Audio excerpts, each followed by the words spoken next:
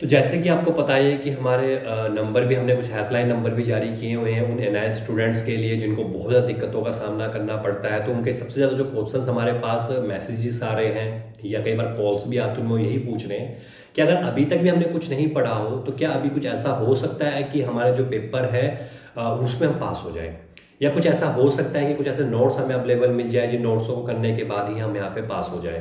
तो पहली तो बात ये होती है कि एनआईएस जो है वो भी वैसा ही बोर्ड है जैसे कि आपका सीबीएसई बोर्ड होता है, और यहाँ का जो पेपर पैटर्न होता है या पेपर की चेकिंग का तरीका होता है ये भी सेम वैसा ही होता है जैसे कि आपका सीबीएसई बोर्ड का होता है।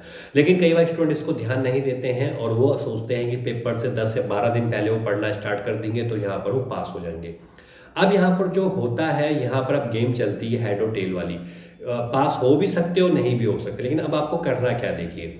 अब आपके पास किताब पढ़ने का टाइम नहीं है, अब आपके पास नोट्स करने का टाइम नहीं है। अब आपको सिर्फ एक काम करना है, वो ये करना है कि जो भी एनआईएस बोर्ड के पहले के पेपर दिए गए होंगे, प्रीवियस ईयर बोर्ड पेपर होंगे, उन प्रीवियस ईयर बोर्ड पेपर को आप सोल्व करना शुरू कर दीजिए। मान के चलिए अगर मैथ का पेपर है, साइंस का पेपर है, इंग्लिश का पेपर है, हिंदी या किसी अदर सब्जेक्ट का पेपर है, उस सब्जेक्ट के पेपर को आपने एनआईएस की जो वेबसाइट्स है, काफ़ी इंटरनेट पे आपको अवेलेबल मिल जाएंगे, वहाँ से आप उन पेपरों को डाउनलोड कर लेना है। डाउनलोड करने के बाद उन पेपर को आपने सॉल्व आउट करना शुरू कर देना। जो भी क्वेश्चन आपको समझ में नहीं आता उसको इंटरनेट पे जाइए, उसको सर्च करिए।